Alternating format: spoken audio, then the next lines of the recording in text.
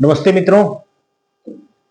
आज मैं एक नया वीडियो लेकर आया हूं और ये वीडियो जो पाकिस्तान ये झूठ फैला रहा है कि ऑपरेशन सिंदूर में भारत को बहुत नुकसान हुआ, इनके राफेल विमान को गिराया गया, इस पर है। इसमें भारत का कोई भी फाइटर जेट नहीं गिरा है। पाकिस्तान के लोग राहुल गांधी के हवाले से, पवन खेड़ा के हवाले से और कुछ तमाम पत्रकार जैसे विशाल शर्मा, रवीश कुमार के हवाले से हंगामा मचाए हैं। इसमें हमारी सेना ने साफ किया कि हमने एक अनमैन्ड यूएवी जो होती है उसका उन्होंने सिग्नल कोड जो होता है, जो उसके सिग्नेचर होते हैं, उसको उन्होंने बदलकर राफेल का कर दिया था। उसे उन्होंने पाकिस्तान में भेजा। अब जैसे ही वहां की रडार पर कोड हुआ कि राफेल विमान पाकिस्तान के अंदर आ गए हैं, तो पाकिस्तान ने उनके जहां जहां रेडार थे और जहां जहां उनके जो एयर डिफेंस सिस्टम है सबको उन्होंने एक्टिवेट कर दिया। अब एक्टिवेट करते ही भारत को पूरी इंफॉर्मेशन मिल गई कि पाकिस्तान का कहां कहां पर रडार सिस्टम है, कहां कहां उसका मिसाइल डिफेंस सिस्टम है, कहां कहां पर उसका HQ-9 लगा हुआ है। और उसके बाद भारत ने उन पर हमले करके या तो उन्हें नष्ट किया या उनको जाम किया। उसके बाद ये यूएवी करीब 6 या 7 भेजे गए थे, उसमें से 4 तो भारत वापस लौट आए, 2 को पाकिस्तान ने अटैक करके गिरा दिया। उसके बाद पाकिस्तान ने यह कहना शुरू कर दिया कि हमने सुखोई गिराया है, जबकि उनके रडार पर बता रहा था कि यह सुखोई है, बट वो रियल में सुखोई नहीं था। और भारतीय वायुसेना ने यह भी साफ किया कि हमारा कोई भी लड़ाकू विमान पाकिस्तान की सीमा के अंदर नहीं गया। हमने भारत की सीमा से ही सुखोई और दूसरे विमानों से, राफेल विमानों से हमने मीटियोर और दूसरे ब्रह्मोस मिसाइल फायर किए। अब एक प्रेस कॉन्फ्रेंस में जो ये जो वायुसेना के जो प्रवक्ता थे भारती जी, उनसे एक पत्रकार ने पूछा कि भाई आपको क्या नुकसान हुआ है, क्या हमारा लड़ाकू विमान गिरा है? तब उन्होंने सीधा जवाब दिया कि भाई युद्ध में छोटा नुकसान या बड़ा नुकसान होता रहता है और हम इसकी चिंता नहीं करते। अब इस पर कांग्रेसी वो हो गए कि भाई क्या नुकसान हुआ। भाई सुनो, भारत में लोकतंत्र है, यहां की सरकार चाह कर भी कोई चीज संसद से, सीएजी से छुपा नहीं सकती। हमारे एक संसदीय रक्षा समिति होती है जिसके समक्ष सरकार रक्षा बजट मंजूर करवाती है। सेना के द्वारा क्या उसको नुकसान हुआ है, क्या अचीवमेंट हुआ है, हमारे कितने, सारा डेटा देना होता है। और उस जो संसदीय समिति है उसके जो उपाध्यक्ष है, नेता प्रतिपक्ष यानी राहुल गांधी होते हैं। तो राहुल गांधी को तो पता है कि क्या नुकसान हुआ है, क्या नुकसान नहीं हुआ है, लेकिन ये लोग पाकिस्तान को कवर फायर देने के लिए ये सब अफवाह फैला रहे हैं। जबकि हमारा, अब देखिए, पाकिस्तान ने एक और अफवाह उड़ाई कि हमने राफेल की पायलट शिवांगी सिंह, जो इंडिया की विंग कमांडर है, उनको गिरफ्तार कर लिया है। वो भी झूठ निकली। शिवांगी सिंह ड्यूटी कर रही है पठानकोट में। उनके पिताजी, वो तो खैर नहीं आ सकती, उनके पिताजी मीडिया में आए और बोले कि मेरी बेटी तो ड्यूटी कर रही है। एक्चुअली पाकिस्तान का जो पूरा सिस्टम है वो कांग्रेस की तरह है, मतलब झूठ पर टिका हुआ है। जोर से बोलो, बार बार बोलो, ताकि जो झूठ है वो सच लगे। इसी सिद्धांत पर जो हिटलर था, उसका जो एक प्रचार मंत्री था गोबेल्स, वो इसी सिद्धांत पे काम करता था।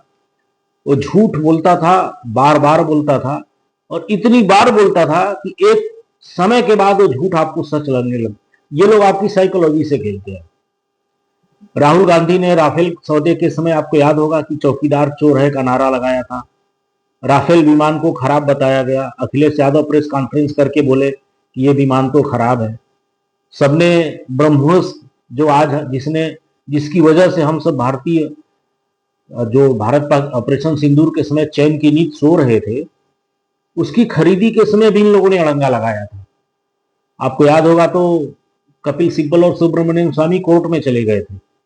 और ये बताए कि ये पैसा तो बर्बाद है, अभी इसका कहीं टेस्टिंग नहीं हुआ है, और बगैर किसी टेस्टिंग के, बगैर किसी युद्ध में अपना परिचय दिए इतना अरबों डॉलर बर्बाद करना पैसे की बर्बादी है।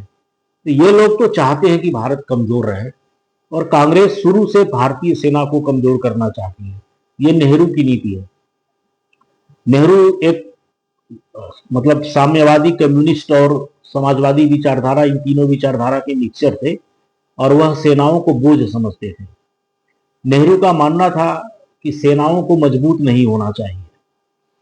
आप लोगों को याद होगा, चाउ एन लाई जब चीन का राष्ट्रपति जब भारत दौरे पर आया था 1960 में, तब नेहरू उसे भारत की तमाम ऑर्डिनेंस फैक्ट्री लेकर गए, कानपुर में भी लेके गए, नासिक में भी लेके गए, और वहां दिखाया कि देखिए, वहां जब चाउ एन लाई गया तो देखा कि भाई ये तो ऑर्डिनेंस फैक्ट्री है, यहाँ हथियार बनने चाहिए, लेकिन किसी में मोजे बन रहे थे, किसी में कमीज बन रहे थे, किसी में पैंट बन रहा था।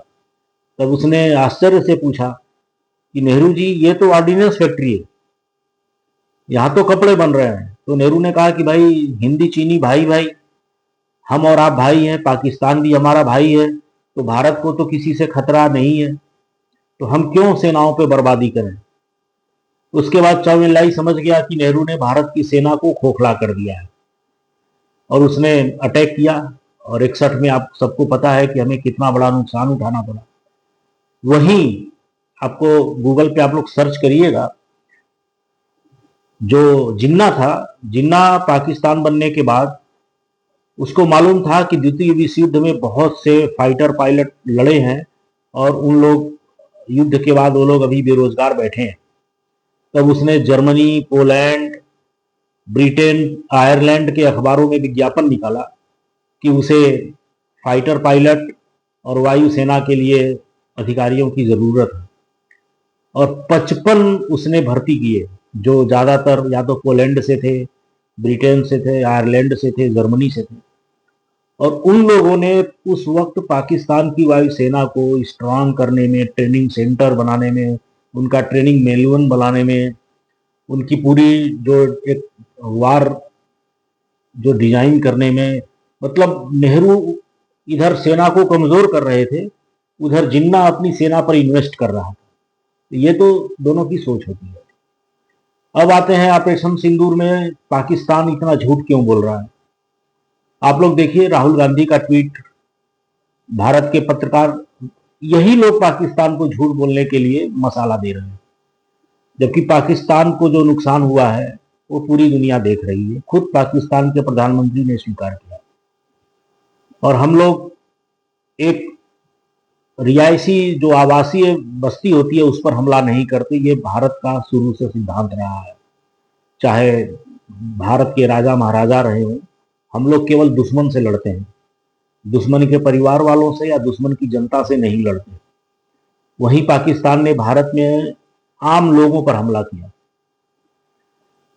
भारत ने पाकिस्तान के सारे जो प्रमुख उसके मिलिट्री बेस, एयर बेस थे, सब उड़ाए। उनका स्क्वाड्रन लीडर उस्मान, जो बहुत सीनियर पोस्ट होती है, वह अपने J-20 विमान सहित मारे गए। इतना सटीक निशाना भारत ने किया।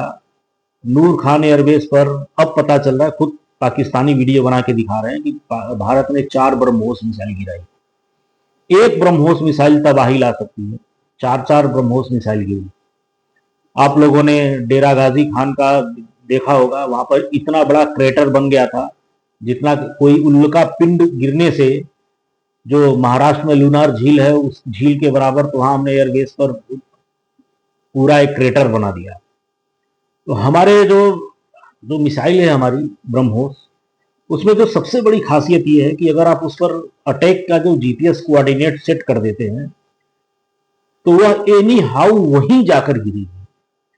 वो रास्ता बदलने में माहिर है, वह चाहे कोई भी रास्ता होगा, रास्ते में अड़चन होगी, वो सीधे वहीं जाकर गिरेगी जहां का हमला करने के लिए उसको निर्देशित किया गया है।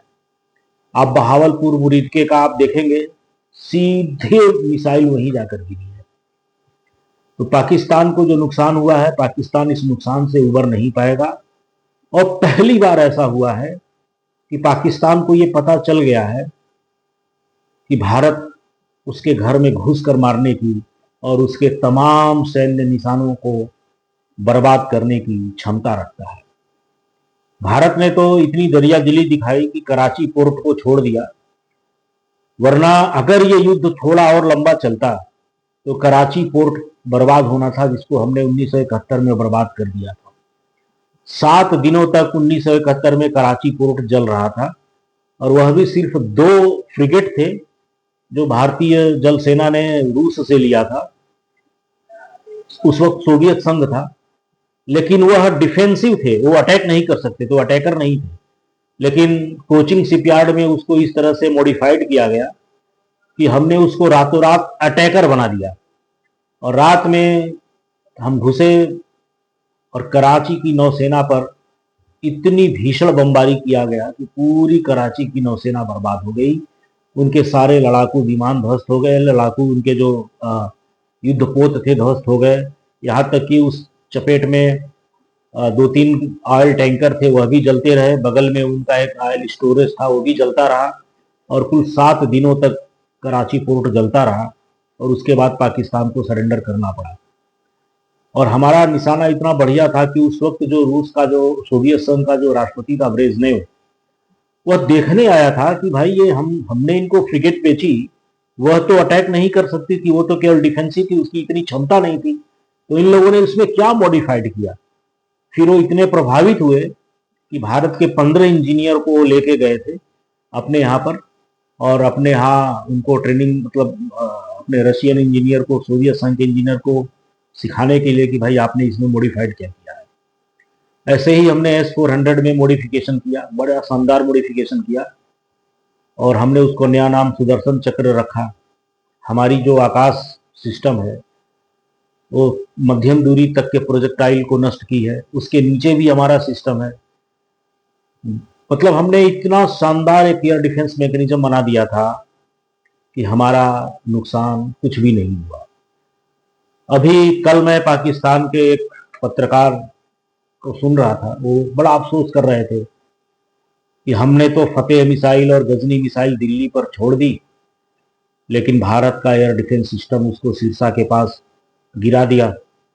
वो कमर चीमा जो पाकिस्तान का पत्रकार है, वो रो रहा है कि भाई भारत ने इतना शानदार एयर डिफेंस बना रखा, हम तो कुछ नहीं कर पाए, अब हमको भी S-400 चाहिए। लेकिन ये मूर्ख भूल रहे हैं कि यही S-400 यूक्रेन में, जो यूक्रेन रूस की लड़ाई है, उसमें इतना शानदार परफॉर्मेंस नहीं कर पाया, लेकिन भारत में किया, क्योंकि भारत ने इसको मॉडिफाइड किया है, इसका सॉफ्टवेयर चेंज किया गया है, इसको 3 और सिस्टम से जोड़ा गया है, ताकि ये इस तरह का इनका सिस्टम बने कि छोटे प्रोजेक्टाइल हो, ड्रोन हो या मिसाइल हो या इंटरकॉन्टिनेंटल बैलिस्टिक मिसाइल हो, ये सबको गिरा सके, और एक साथ हजारों को गिरा सके। क्योंकि आप लोगों ने देखा होगा कि पाकिस्तान ने बिल्कुल हमास की स्टाइल में हमला किया।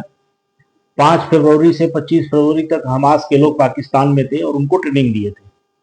उनको ये था कि जिस तरह एक साथ लाखों की, हजारों की संख्या में जब हम ड्रोन फेंकेंगे, तो जो इजराइल का जिस तरह से एयरडोम है वो कंफ्यूज हो जाता है, क्योंकि एक सबकी एक लिमिट होती है। तो उनको ये लग रहा था कि भारत का तो एक सिंगल लेयर का एयर डिफेंस सिस्टम होगा, और अगर हम सैकड़ों की संख्या में भेजेंगे तो अगर 3-4 भी निशाने पर लगेंगे तो भारत बर्बाद हो जाएगा। लेकिन ये भूल गए कि हमारा सिर्फ एक कवच नहीं है, हमने 3-3 कवच बना के रखा हुआ है, तो इसीलिए हमारा नुकसान बिल्कुल नहीं हुआ है। ये जरूर है कि हमारे BSF के 3 लोग वीरगति को प्राप्त हुए हैं, 15 आम आदमी वीरगति को प्राप्त हुए हैं। उसके अलावा हमारे सेना के 1 जवान शहीद हुए हैं। अदरवाइज हमारा इसमें कोई नुकसान नहीं हुआ है। हमने जो मिसाइल फायर की थी और जो हमने ड्रोन फायर किए थे, वो तो कामाकाजी थे। कामाकाजी मतलब जिनको एक बार अटैक के लिए डिजाइन किया जाता है। जापानी भाषा में कामाकाजी का अर्थ होता है सुसाइड। मतलब ये ड्रोन अपने निशाने पर जाकर ब्लास्ट हो जाते हैं, तो जो ड्रोन का नुकसान हुआ है हमारा वही हुआ है। लेकिन इसके सामने पाकिस्तान ने अभी टेंडर निकाला है, आप सबने देखा होगा, उन्होंने अपने सारे एयरबेस की रिपेयरिंग के लिए ग्लोबल टेंडर निकाला है, क्योंकि उनको मालूम है कि नुकसान इतना बड़ा हुआ है कि पाकिस्तान की कोई कंपनी उसे रिपेयर भी नहीं कर सकती। अब इसका सबसे बड़ा फायदा ये हुआ है कि आप शेयर बाजार में देखिए, भारत की डिफेंस की जितनी भी कंपनीज हैं उनके सबके शेयर भाग रहे हैं, चाहे वो हिंदुस्तान एरोनॉटिक्स हो, या एक ड्रोन बनाने वाली कंपनीज हो, या फिर जितनी भी गॉर्डन रिच, या फिर कोचिन शिपयार्ड, जितनी भी शिपयार्ड की कंपनी हो, क्योंकि पूरी दुनिया को भारत की जो टेक्नोलॉजी है, जो युद्ध क्षमता, उस पर भरोसा हो गया। देखिए, ये एक कहने की चीज है कि भारत टेक्नोलॉजी में पीछे है, लोग ऐसा एक नैरेटिव बना देते हैं, लेकिन इस युद्ध ने पूरी दुनिया को ये बता दिया है कि भारत बहुत आगे है। और आप देखिए, घोर मोदी विरोधी, भारत विरोधी अखबार न्यूयॉर्क टाइम्स, जिसके कॉलम लिखने वाले राणा अय्यूब और तमाम पाकिस्तानी होते हैं, वह भी भारत की युद्ध क्षमता की तारीफ करने पर मजबूर हो गया। उसने भी तारीफ की कि हाँ, ये जरूर है कि भारत ने जो टेक्नोलॉजी और इसकी जो क्षमता है वो बहुत आगे निकल चुकी है। इसके बाद एक और चीज मैं बताऊं आपको, ये जो भारत का जो राफेल गिराने की अफवाह उड़ाई गई, तो सीएनएन बोलता है कि हमने पीटीवी यानी कि जो पाकिस्तान का चैनल है उसके हवाले से खबर दिया, और जो पाकिस्तान का पीटीवी है वो कह रहा है कि हमने सीएनएन के हवाले से खबर दिया। मतलब ये दोनों एक दूसरे को टोपी पहना रहे हैं, और अंततः सीएनएन का खंडन भी आ गया कि ऐसा कोई नुकसान नहीं हुआ। और हुआ ये कि जितनी भी चाइनीज कंपनीज थी उनकी पोल पूरी दुनिया में खुल गई। अभी लातविया ने बहुत बड़ा ऑर्डर कैंसिल कर दिया जो उन्होंने चाइनीज कंपनी को दिया था। अर्जेंटीना ने JF-10 का ऑर्डर कैंसिल कर दिया। हालांकि अर्जेंटीना भारत से चाहता है, लेकिन उसमें प्रॉब्लम यह है कि हमारा जो तेजस है उसमें हमने ब्रिटेन की कंपनी रॉल्स रॉयस की इंजन लगा रखे हैं, और अर्जेंटीना और ब्रिटेन में दुश्मनी है फॉकलैंड आइलैंड को लेकर के। तो उसमें ब्रिटेन ने पहले ही क्लॉज डाल दिया था कि आप अर्जेंटीना को ये विमान नहीं बेचोगे, इसीलिए हम चाहकर भी अर्जेंटीना को नहीं बेच पा रहे हैं। उसके बाद जितनी भी चाइना की डिफेंस कंपनीज हैं, चाहे उनका ये जो JF-10 थंडर बनाने वाली कंपनीज हो या उनकी एयर डिफेंस, सबके शेयर धड़ाम। और अभी ये भी पता चल रहा है कि अजरबैजान जैसे जो चीन का सॉरी मित्रों, अजरबैजान जो चीन का तुर्की का दोस्त है, उसने भी HQ-9 का ऑर्डर कैंसिल कर दिया। और सबसे बुरी हालत इसके बाद तुर्की की होगी। चीन तो खैर भिखारी है, देखिए नंगा नहाएगा क्या, निचोड़ेगा क्या, लेकिन तुर्की की हालत इसलिए खराब होने वाली है, एक तो उसको जो आर्थिक चोट लगने वाली है। इंडियन टूरिस्ट के दम पर तुर्की चल रहा था, क्योंकि तुर्की का ही डेटा मैं आपको बता रहा हूं कि 2024 में तुर्की में जितने लोग घूमने आए उसमें से अकेले 45% इंडियन थे। इंडियन जहां घूमने जाते हैं तबीयत से जाते हैं, पैसे खर्च करते हैं, पाकिस्तानियों की तरह भिखारी भीख मांगने नहीं जाते। अब आप ये सोचिए कि तुर्की की ट्रेवल इंडस्ट्रीज, वहां की होटल रेस्टोरेंट, वो सारी इंडियन के दम पे चलती थी, वो सब लोग कैंसिल करा रहे हैं, वहां का नुकसान खूब होगा। उसके अलावा तुर्की का जो एग्रीकल्चर था उसको तो एर्दोगान ने वैसे भी बर्बाद कर दिया। पहले तुर्की में अंगूर की खेती खूब होती थी, और वहां के लोग बियर बनाते थे, शराब बनाते थे, अंगूर से शराब बनाते थे। तो एर्दोगान ने उसको एंटी इस्लामिक बता करके शराब का प्रोडक्शन बंद करवा दिया। उसके बाद वहां के किसान एप्पल, सेब के लिए गए। अब सेब ज्यादातर देशों में होता है, भारत में भी होता है, बट भारत की आबादी बहुत बड़ी है और भारत के पास परचेजिंग पावर है। देखिए, एक चीज और मैं क्लियर कर दूं कि सिर्फ बड़ी आबादी होना ही मायने नहीं रखती, उस आबादी के पास परचेजिंग पावर है कि नहीं है, ये सबसे बड़ा मायने रखता है। तो तुर्की के जितने भी फ्रूट्स, उनके जो ओलिव ऑयल हो गए, या उनके जो जैतून हो गए, उनके जो आपके एप्पल हो गए, उसका ग्राहक सबसे बड़ा भारत था, सबसे बड़ा ग्राहक भारत था। अब लोगों ने धड़ाधड़ कैंसिल कर दिए। अब तुर्की का एग्रीकल्चर मिनिस्टर कह रहा है कि भाई हाँ, ये जरूर है कि हमको बहुत नुकसान हो रहा है, लेकिन हम दूसरा ग्राहक ढूंढने की कोशिश करेंगे। तो तुम किसको ढूंढोगे? पाकिस्तान के पास पैसे नहीं हो, भिखारी है। कई जगहों पर खुद एप्पल होता है, जितनी पॉपुलेशन उतना होता है। इंडिया में ये है कि भाई यहाँ पर 140 करोड़ लोग हैं, तो यहाँ पर हर चीजें ज्यादा मात्रा में चाहिए। तो तुर्की का दो सबसे बड़े दुश्मन देश हैं, एक अर्मेनिया और दूसरा उनका है एथेंस, ग्रीक, जिसको आज हम ग्रीस बोलते हैं, ग्रीक बोलते हैं। उसके साथ, ग्रीक के साथ उनकी काफी लंबी लड़ाई है। अब कल की न्यूज ये आ गई है कि भारत ने अर्मेनिया के साथ डिस्काउंट रेट पर बड़े डिफेंस का सौदा कर दिया है। उसको ब्रह्मोस मिसाइल से लेकर के सब चीजें भारत देने जा रहा है। अब तुर्की घबराया हुआ है और तुर्की का दोस्त अजरबैजान, जिसने पाकिस्तान को इस युद्ध में मदद दिया था, दोनों डरे हुए हैं।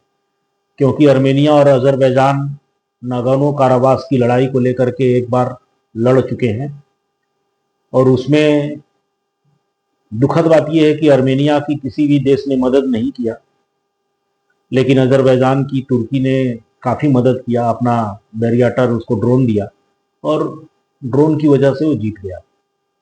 लेकिन अब जब भारत अपने उसको ड्रोन और अपनी मिसाइल दे रहा है, तो अजरबैजान भी डरा हुआ है कि आने वाले कुछ दशकों में जिन जिन लोगों ने भारत के साथ गद्दारी किया है, उनको सबक मिलेगी।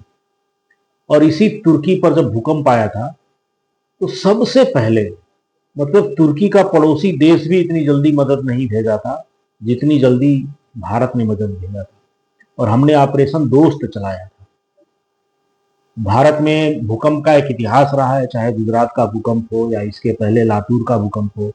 तो यहाँ पर एक भूकंप, यहाँ पर जो जितनी भी यहाँ पर SDRF NDRF है, तो वो एकदम रेडी टू, उसमें वो तैयार रहती है, उनके पास दुनिया भर के आधुनिक इक्विपमेंट है। और हमने तुरंत 3 जहाज़ों में भर के भेजा था और तुर्की के हजारों लोगों की मदद की थी। और वीडियो फुटेज भी है कि जब हमारे जवान वहां से आ रहे थे, तो तुर्की एयरपोर्ट पर वहां के आम नागरिकों ने उनको फूल दे करके स्वागत, उनको विदा किया था, क्योंकि उनको मालूम था कि भारत के लोगों ने हमारी जान बचाई। लेकिन एर्दोगान एक इस्लामिक जगत का नेता बनने के लिए अपने देश को बर्बाद कर रहे हैं। असल में एर्दोगान ऐसा क्यों कर रहे हैं, उसके पीछे भी बड़ी लंबी कहानी है। तुर्की कभी, जब ऑटोमन एम्पायर हुआ करता था, तब तुर्की का मैप, आप लोग कभी गूगल पे ऑटोमन एम्पायर सर्च करेंगे तो आपको पता चलेगा कि ये मिडल ईस्ट के 90% हिस्से से लेकर के स्पेन से लेकर के ऑस्ट्रिया, जर्मनी जैसे पूरा, और अफ्रीका में मोरक्को से लेकर लीबिया, इजिप्ट, ये सब ऑटोमन साम्राज्य का हिस्सा हुआ करता था। इवन कि सऊदी अरब भी ऑटोमन साम्राज्य का हिस्सा हुआ करता था, और उनको खलीफा बोला जाता था, जिसको खिलाफत कहते हैं, खलीफा। तो एर्दोगान, अब बाद में अंग्रेजों ने तो खलीफा को उखाड़ फेंका। खलीफा के वंशज वेटर का काम कर रहे हैं फ्रांस में, सबने क्रिश्चियन, सब क्रिश्चियन बन चुके हैं। तो एर्दोगान ये चाहते हैं कि अब मैं वापस खलीफा बनूं।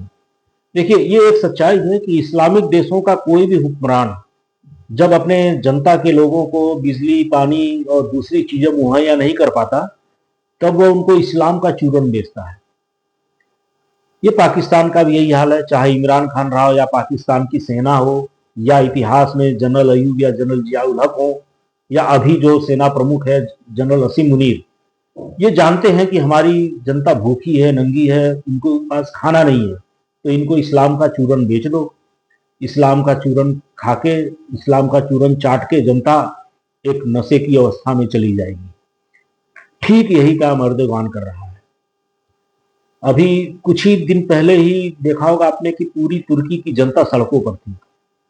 आप केवल गूगल पे सर्च करिए, जो तुर्की की मुद्रा लीरा है, तो लीरा और डॉलर का क्या है। एक जमाने में जो लीरा थी वो डॉलर से ताकतवर हुआ करती थी, आज देखिए कितनी बर्बाद हो चुकी है। पूरे तुर्की में लोग भूखे, मतलब बहुत बुरी, और इतना करप्शन है कि इनका अर्दोगान की दो बेटियां हैं, ज्यादातर कंपनियां उनकी बेटियां चलाती हैं या उनके दामाद चलाते हैं या इनके बेटे चलाते हैं। अभी चलेवी, जिसको भारत सरकार ने बंद किया, जो एयरपोर्ट हैंडलिंग का काम करती थी, यहाँ इंडिया में भी करती थी, दुनिया के 40 से ज्यादा देशों में काम करती है, जो विश्व की सबसे बड़ी एयरपोर्ट हैंडलिंग कंपनी है, उसकी मालकिन अर्दोगान की बेटी है। और ये जो ड्रोन बनाने वाली सबसे बड़ी कंपनी जो तुर्की ने बना रखा है, जिसने अजरबैजान आर्मेनिया युद्ध में काफी बढ़िया क्षमता का परिचय दिया, उसका मालिक उनका दामाद है। उसका सरनेम बेरियाटर है, तो उसने अपने ड्रोन का नाम भी बेरियाटर रखा हुआ है। तो ये करप्शन से भी जनता, कि भाई सारा माल तुम्हारी बेटियां, तुम्हारे दामाद और तुम्हारे बेटे चाट रहे हैं और हम यहाँ भूखे बैठे हैं, और तुम हमको इस्लामिक चीजों का हवाला दे करके कभी तुम शराब की फैक्ट्री बंद करवा रहे हो, कभी अंगूर की खेती बंद करवा रहे हो, और भारत जैसे देश से तुमने दुश्मनी कर ली, जिसके टूरिज्म, जिसके टूरिस्ट के दम पर वहां की इंडस्ट्री चलती थी। तो मित्रों, आने वाले वक्त में आप देखिएगा कि जियो पॉलिटिक्स किस करवट बदलता है, और इस 2 दिनों के ऑपरेशन सिंदूर ने बहुत लोगों के चेहरों से नकाब उतारे हैं, और बहुत सच्चे दोस्त भी हमको मिले हैं, जो पहले भी सच्चे दोस्त थे, इजराइल जैसा सच्चा दोस्त जिसने इस युद्ध में हमें काफी मदद किया, टेक्नोलॉजिकल मदद दिया। तो कहते हैं कि भाई जब ऐसा संकट आता है तब पता चलता है कि दोस्त और दुश्मन की पहचान क्या है। ठीक है मित्रों, नमस्कार।